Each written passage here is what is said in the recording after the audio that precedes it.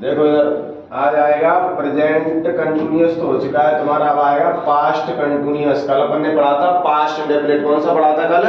Past indefinite. अब past indefinite के बाद आता है पास्ट कंटिन्यूअस। तो कौन सा भी टेंस हो सबसे पहले क्या जरूरी है? उसकी पहचान जरूरी है। क्या जरूरी है? पहचान। देखो इसकी पहचान होती है रहा था, रही थी और रहे थे। कोई पूछे अगर तुमसे कि पास्ट कंटिन्यूअस की पहचान बताओ तो बता पाओगे? क्या होती पहचान? रहा था, रही थी, रहे थे। अब देखो इसमें हेल्पिंग वर्ब लगती है तुम्हारी वॉज और वर। क्या लगती है?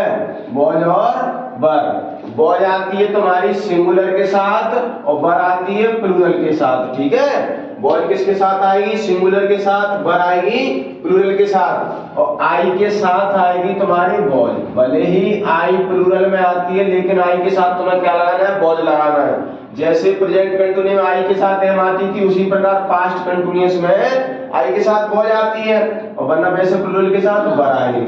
अब देखो सबसे पहले इसका अफर्मेटिव आएगा। कौन सा आएगा? अफर्मेटिव।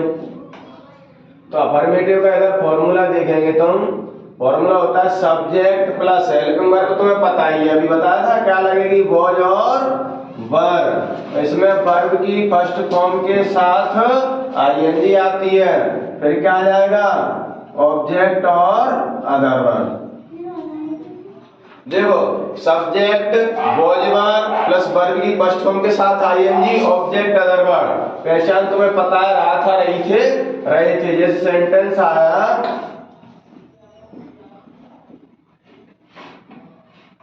हम आम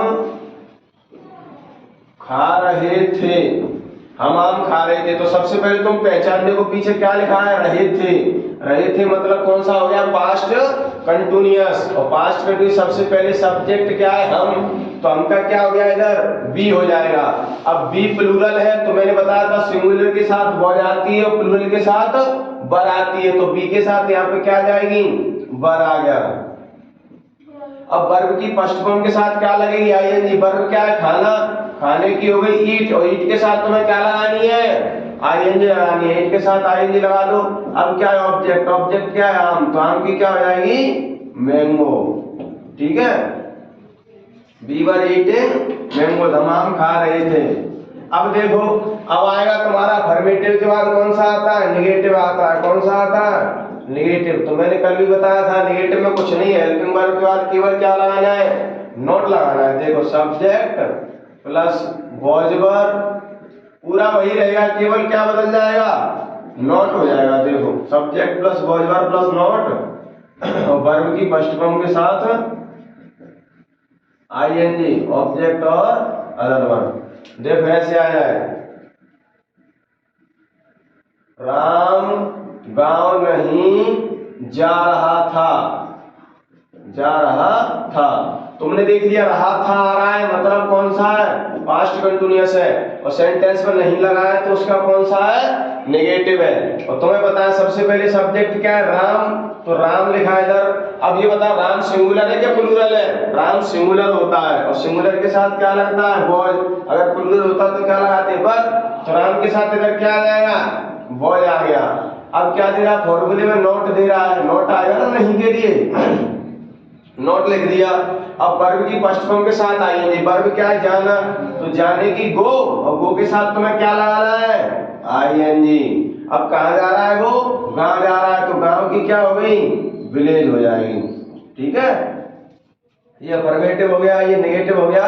अब इसके बाद आता है इंटेरोगेटिव। इसी का कौन सा आता है? इंटेरोगेटिव आता है। इंटेरोगेटिव में कुछ नहीं, मैंने बताया था ये हेल्पिंग वर्ब रहती है ना, वो कहाँ जाती है? आगे आ जाती है। कैसे बन जाएगा formula? Was were plus subject plus verb की फर्स्ट फॉर्म के साथ आईएनजी, ऑब्जेक्ट और अदर वर्ब। इसमें बढ़ जाता है केवल क्वेश्चन मार्क। देखो पूरा वही है, केवल वॉज वर कहाँ आ गया? आगे आ गया। और सब्जेक्ट कहाँ पहुंच गया? वॉज वर के पीछे। और वर्ब की फर्स्ट फॉर्म के साथ आईएनजी, ऑब्जेक्ट अदर वर्ब और क्या दे रहा है? Question mark. इंटरोगेटिव में क्वेश्चन मार्क जरूरी है, हिंदी और इंग्लिश दोनों में। देखो कैसे पहचान कैसे करोगे ये इंटरोगेटिव है? इसमें शुरू में क्या लगा रहता है? हिंदी वाक्य में क्या मिलेगा तुम्हें? जैसे क्या राधा कपड़े धो रही थी। क्या राधा कपड़े धो रही थी। तुमने देखे सबसे पहले कोई भी सेंटेंस हो तुम्हें उसकी पहचान देखना है। तुमने देखा रही थी, तो मैं तुम्हें पता है रहा था, रही थी, रहे थे, ऐसे शब्द आते हैं तो पास्ट कंटिन्यूअस। अगर उसमें नहीं लगा रहता है तो उसका नेगेटिव, अगर सिंपल होता है तो उसका अफर्मेटिव, अगर शुरुआत में क्या लगा रहता है तो उसका इंटरोगेटिव। अगर वाक्य इंटरोगेटिव होता है तो सबसे पहले हेल्पिंग वर्ब आएगी, और हेल्पिंग वर्ब सब्जेक्ट के हिसाब से आती है। अगर सब्जेक्ट सिंगुलर होगा तो वॉज, अगर सब्जेक्ट प्लूरल होगा तो वर। तो राधा यहाँ पे अकेली है, सिंगुलर है, तो इधर क्या आ जाएगा, वॉज आ जाएगा, वॉज। सब्जेक्ट क्या है, राधा, वर्ब की फर्स्ट फॉर्म के साथ आईएनजी, वर्ब क्या है, धोना, धोने की हो गई वॉश, आईएनजी लगा तो वॉशिंग, कपड़े की क्या हो जाएगी, क्लॉथ्स हो जाएगी। अब question mark, was Radha washing clothes. अब इसके बाद आएगा तुम्हारा डबल इंटरोगेटिव लास्ट। तो डबल इंटरोगेटिव में कुछ नहीं है, क्वेश्चन वर्ड बढ़ जाता है, पूरा यही रहता है। जो question word was verb plus subject, verb की फर्स्ट फॉर्म के साथ आईएनजी, ऑब्जेक्ट अदर वर्ड और क्वेश्चन मार्क। देखो ऐसे आ जाएगा, राधा कपड़े कब धो रही थी।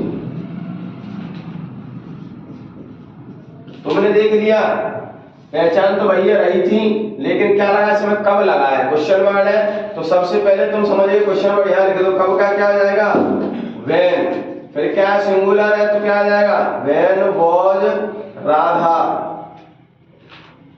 क्या आ जाएगा, राधा। अब वर्ब की फर्स्ट फॉर्म के साथ आईएनजी, वर्ब क्या है, धोने की क्या हुई वॉश, और इसमें क्या लगा दो आईएनजी, और कपड़े की क्या हो जाएगी क्लॉथ्स। Question mark. तो कुछ नहीं करना है, सबसे पहले तुम्हें हेल्पिंग वर्ब पहचान याद रखना है। अफर्मेटिव होगा तो सब्जेक्ट के बाद हेल्पिंग वर्ब, नेगेटिव होगा तो सब्जेक्ट के बाद हेल्पिंग वर्ब, फिर नोट लगाना है। इंटरोगेटिव होगा तो पहले वॉज वर्ब आ जाएगी, फिर सब्जेक्ट, फिर वर्ब की फर्स्ट फॉर्म लगाना है। और जब डबल इंटरोगेटिव होगा तो पहले क्वेश्चन वर्ड, फिर वॉज वर्ब, फिर सब्जेक्ट लगाना है। ठीक है।